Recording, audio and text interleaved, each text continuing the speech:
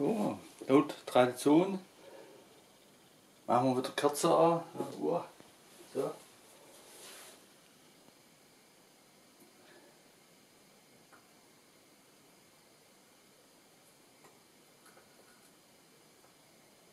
Die eine Kerze streikt.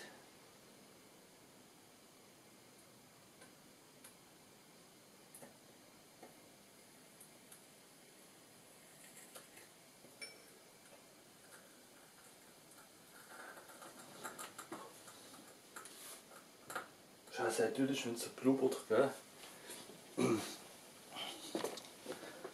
So.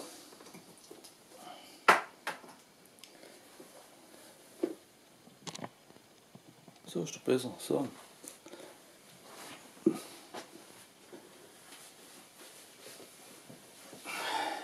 glaube, die eine Dusche aus, die will gar nicht, das ist doch zu komisch. So hat es doch auch was. Ja.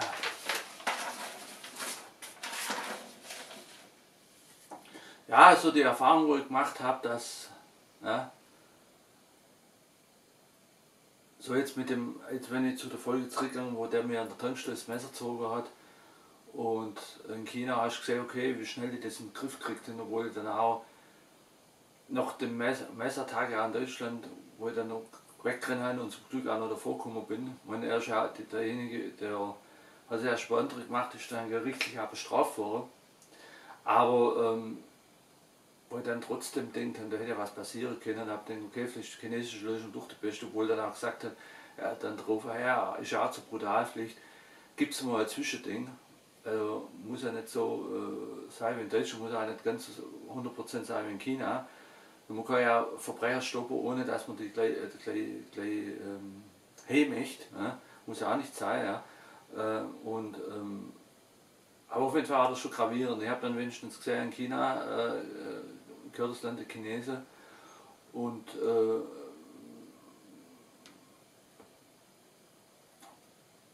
dann kommst du heim und auf einer Toilette, in einer Tankraststelle, da zieht einer das Messer nur, weil du das passende Trinkgeld dabei hast. Also das war schon für mich alarmierend. Ja, und dann denkt man erst, okay, da stimmt da irgendwas hier nicht. Obwohl man anerkennt, es gibt quasi Immigranten, die sind integriert werden und auch ein wichtiger Teil der Gesellschaft sind. Und da gibt es halt auch noch andere. So, ja. Und da denkt man erstmal, irgendwas läuft schief, dann bist du aber so im Alltag drin und denkst, ja gut, ja, eigentlich schlecht und gute Leute gibt es überall. Und da siehst du nur noch das Positive, also da siehst du nur die angenehmen Menschen, wo hier eingewandert sind. Und das andere ist zwar noch im Hinterkopf, aber das tust du dann quasi so, ja, im Alltag verdrängen und dann irgendwann passiert dann halt auch viel gravierende Sachen, was bei mir auch kurze Linie politisch zum falschen Weg geführt hat, viel später dann auch. Ja, ja ich bin noch von meinem Urlaub zurückgekommen, ich habe ein paar Tage noch frei gehabt, das sind immer noch 2002 und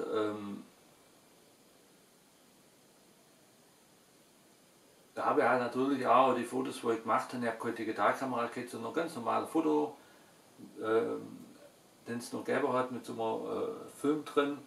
Da bin ich zum Fotogeschäft gegangen und habe es entwickeln gelassen. Ja. Und da habe ich auch schon Jetlag gehabt. Ja, das war sogar am nächsten Tag, wo ich das gemacht habe, am nächsten Tag. Und in China waren die Autos immer so dominant. Ja. Also die sind immer, wenn irgendwo eine große Straße ist, hast du lang warten müssen, bis man rüber gucken hast. Oder jetzt beim Zebrastreifen, dass ein Auto immer noch Vorfahrt hat vom Fußgänger. Das ist ein Zebrastreifen gilt in China nur, wo du am besten auf die Straße kannst. Ja. Dass ein Auto hupt und weiterfährt, wo ich fast überfahren worden bin vom Globus in China. Und in Deutschland ist es ganz anders. Dann, der Starke muss auf der Schwäche Rücksicht nehmen, aber trotzdem musst du auch aufpassen, weil es gibt immer noch jemand, der einfach mit dem Auto einfach durchbricht, da musst du trotzdem aufpassen. Aber ich hatte einen Jetlag gehabt, als ich dann durch My City gelaufen bin, ja, dass die Autos sind sich fast verbeigt, wenn ich irgendwo über die Straße bremst, obwohl sie eigentlich Vorfahrt hin und da war es mir schon richtig schwindelig, dass die Autofahrer so höflich zu mir waren. Und da bin ich zum Fotogeschäft gegangen und hinterher auch dann ein bisschen Bruch zu entwickeln. Und dann habe ich zum Fotogeschäft gegangen und den Auftrag mal abgegeben. Und war da viele Fotos, die wir da in China gemacht haben und wir haben mehrere Filme da und so. Ja. Das war noch ganz oldtimer-mäßig, also so mit batteriebetriebener Fotoapparat und so. Und ja, dann bin ich zurückgelaufen, dann das Auto immer mordsmäßig weit weggestellt von mir. Ja. Da irgendwo am Gegend, da hat es den Harten noch gegeben sogar, also gibt es ja gar nicht. Ja. Ja, da gibt es jetzt andere Shopping Mall und so, aber früher war es mal noch schön der Harten und so. Und da hat der Parkhaus geht und Parkplatz ums Parkhaus, da daneben die Parkplätze noch einen Doktor gegeben und so. Und Bierakademie hat es noch gegeben und gibt es alles nicht mehr. Total umgebaut. Ja. Ja, auf jeden Fall bin ich zurückgelaufen und dann habe ich die Psychologen getroffen. Ja, ist ein bisschen lange Geschichte. Ich habe ja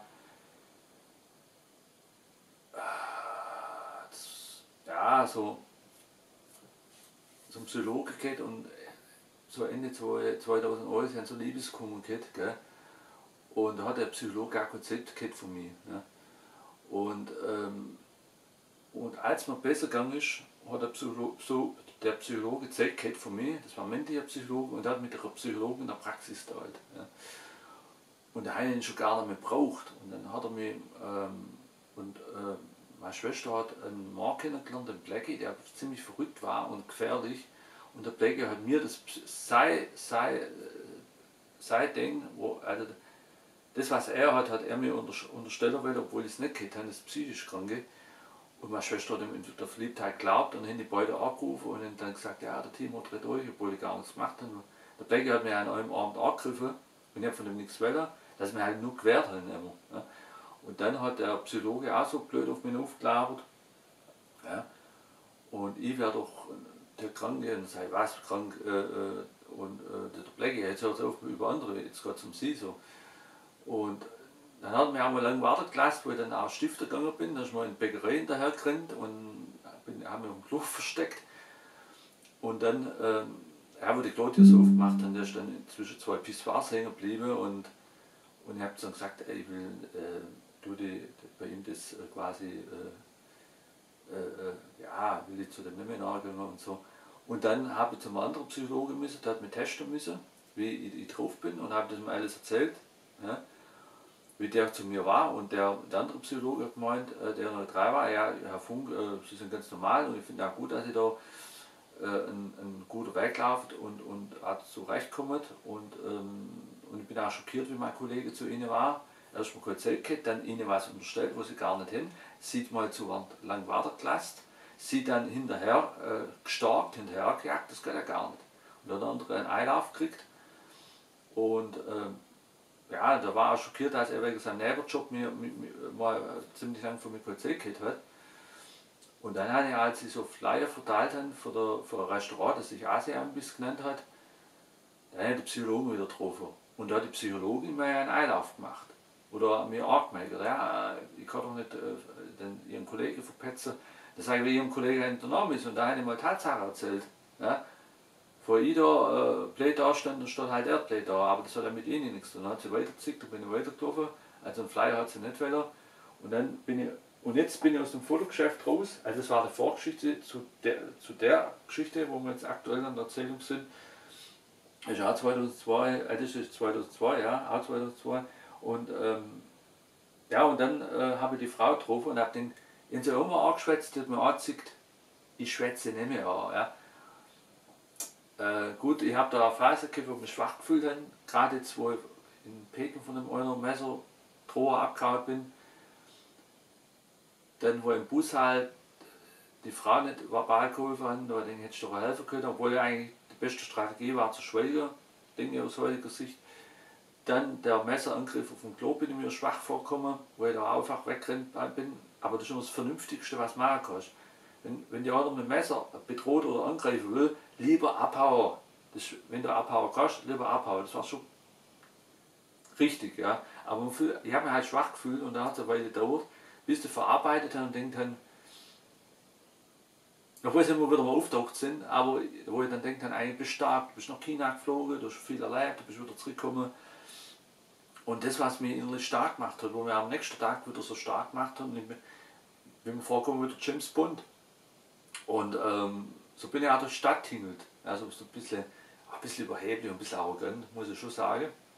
Einen Psychologen getroffen und jetzt so der nicht Hallo und nichts gesagt. Ja. Ich bin einfach an der vorbeigeschwänzelt, ob die zu mir irgendwann, ich glaube, die war da schockiert, weil sie inkroniert haben. Ja. Leise ist der noch Hallo von der Liebe gekommen, aber ich wollte mit der nichts mehr schwätzen. Und dann bin ich hochgefahren und dann hat sie meine Mutter angerufen und ja, was ich für ein Typ geworden wäre und ich war so arrogant und so abwesend. Ja, klar, vielleicht war er ein bisschen abwesend, aber wenn sie schon bemerkt, Jetlag halt, gell? Und, und meine Mutter das Geduld immer ein bisschen angehört und hat meine Mutter ihren Einlauf gemacht und hat dann sie angeschnauzt und gesagt, was das jetzt soll, was für ein schlechtes Kollege sie gehabt hat und was ihr überhaupt einfällt und man denen nichts recht machen kann, wenn ihr Hand das auch wieder erzählt. Gibst du einen Flyer, willst du mit einer normal schwätzen, dann kommt es mit Vorwürfen her, die ungerechtfertigt sind. Das ikronierst du, weil das hat ja keinen Wert, mit der Hallo zu sagen, da zieht sie auch rum, jetzt zieht sie erst recht rum und da hat meine Mutter ihr Meinung gesagt hat, aufgelegt. Ja. Ja gut, und einen Tag später habe ich halt die Fotos abgeholt und ja. Ich habe ja damals so ganz, heute muss ich sagen, altertümlich, aber ich habe einen Scanner gehabt. Ich habe die Fotos eingescannt und habe sie nach China geschickt zu ihr. Und sie hat dann erstmal geschrieben, ja, das ist ja lustig, dass wir zur gleichen Zeit jetzt am PC sind. Bei ihr war es schon abends, ja, bei mir war es schon ja, noch voll tags. Und finde es gut auch lustig, dass wir uns jetzt zu zweit am PC jetzt treffen, so, sie in China, ich hier. Und dann hat sie gesagt, schickt mir nicht so viel, mein PC nimmt das alles nicht auf. Du mir, ist schön, dass ihr das schickt, die Erinnerungen, aber soll ihr das peu à peu schicken. Ja. Ich habe so aufgeschrieben, dass ich auch wirklich nichts vergesse, wesentliche Dinge. Gell. Ja, die Schwester hat immer noch bei mir gelebt, also ja. Also die hat auch von mir, ja, meine Schwester ist was Schlimmes passiert mit Blackie und die hat sie auch beschützen wollen als kleiner Bruder. Ja. Und da hat es bei mir auch mit den Kindern Essen und Trinken dürfen, was sie will, weil sie da aktuell Corona gehabt hat. Der hat auch bei mir umsonst Strom, Heizung, alles benutzen dürfen. Aber es war auch irgendwann mal nervig. Du möchtest den Kühlschrank voll, den Kühlschrank machen die zu dritt leer und so, dann kannst du wieder kaufen. Ja. Aber ihr habt eine Familie, da musst du helfen und vielleicht hilft sie dir auch mal, wenn du mal in Not bist. Und es ist Karma. Wenn du jemanden hast, mit dem du eine Zukunft willst und du bist gut zu anderen Menschen, ist das Karma auch gut zu dir. Ja, ja die Ausbildung ist dann weitergegangen. Ich war ja dann mal Kellner und so Hilfskoch und so und Werbeträger. Und dann beim Asia-Imbiss habe ich dann, war eigentlich ein Restaurant, war kein Imbiss. Da wollte der Chef mir auch zum Hauptkoch machen, dass in verschiedene Schichten gekocht worden kennt. Und war da mittel in der Ausbildung drin. Ja. Ich habe auch, weil ich zum Beispiel mit dem Kommunismus in Berührung gekommen bin, so richtig in China, davor hat mich schon der Kommunismus fasziniert, da habe ich auch so, also nach dem China-Urlaub richtig angefangen, Bücher zu lesen, von Karl Marx, von Lenin, von Trotzki, Leo Trotzki und so. Und später bin ich mal an Mao-Bibel gekommen in Deutschversion und das fand ich einfach genial, mein Bildungsschatz zu erweitern und das zu lesen für Arbeitsrecht, für die Arbeiterklasse. Das hat mich schon fasziniert alles und da habe ich vieles an mehrmals durchlesen müssen, weil es schwer zu begreifen war, jetzt so Karl Marx Sachen und Engels und so, aber es war trotzdem spektakulär und hat für mich ein neues Universum aufgemacht. Ja. Bei Kung Fu habe ich ja nach meinem Urlaub auch weiter gemacht beim Nachbar, der hat mir kostenlos Kung Fu beigebracht. Da sage ich auch nicht neu. Ja, naja,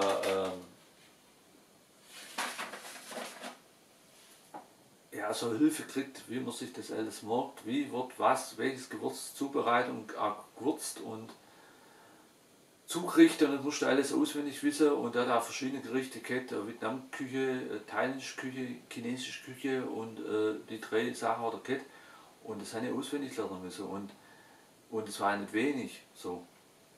Und dort aber der Chef, der hat mir auch, der hat eigentlich auch ein faszinierendes Konzept gehabt, wie der mir das beibringen kann und der war geduldig, gefährlich, hat mir das beigebracht Da wollen wir auch öfters mal fotografieren beim Schaffen, jetzt aber nicht brauchen können, weil wir uns auf die Sache konzentrieren müssen. Und dann irgendwann habe ich das immer mehr auswendig können und dann hat er eine Prüfung gehabt. Da waren da ganz viele Freunde von ihm gekommen sind und so und jeder tut irgendwas aus der Kartenbestellung und ich soll es allein auswendig kochen. Und es hat soweit alles geklappt, bis bei 2 kriegt dann die Gewürze vertauscht. Was für mich ärgerlich war, weil ich habe den jetzt voll im Griff, aber der Chef hat gesagt, ja, ich kenne es eigentlich ziemlich gut und der Rest hätte ich auch, wenn ich weiter dann noch voll in den Griff kriege. Ja, ja ich meine, war das eigentlich so bei der aufregende Zeit so und ab und zu gab es Tage, wo mich geärgert haben, war ich doch nicht der Feige, weil ich da abgehauen bin oder so und weil ich der Frau nicht verbal so auf Englisch geholfen habe. Aber dann eines wieder gesehen, wie mutig war, dass die Reise bewältigt haben und wieder auch stark im Leben stehen, das hat mir wieder positiv Feedback gegeben. Und weil es so verankerbar war in der Ausbildung und alles so hip und schön war und ich habe ja auch, dann habe ich den Gedanken auch verworfen, dass ich Fremder da hier im eigenen Land bin, sondern ich habe den da gibt es so viele positive Leute, die hierher kommen und es ist alles schnucki und schmucki und an irgendwas so was Negatives in der Richtung auch nicht mehr denkt, sondern ich habe einfach mein Leben genossen und ist doch meine Zukunft vorgestellt. Also irgendwann mal selber vielleicht mal ein Restaurant habe und man selber Koch bin, selbstständig bin, so kleine nette Familienerben standen habe und so weiter.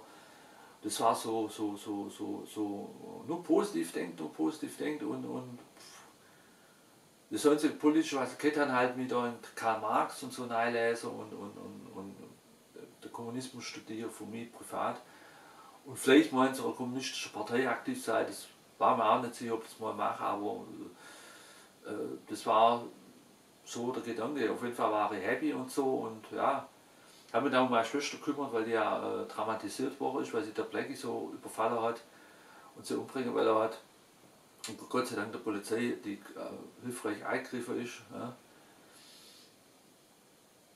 Also war schon, das war ja noch Mitte meiner Jugendzeit, das war ja 2002, also heute schreiben wir 2025, also ja, also es war schon eine spektakuläre Zeit. War eine Zeit, wo ich dann immer viel verreist bin. Ja. Ganz viel durch Deutschland auch, das hat mich dann auch interessiert. Nordrhein-Westfalen, viel später noch von dem Standpunkt her Nordrhein-Westfalen mal. Viel Ostdeutschland, das hat mich auch sehr interessiert. Ja.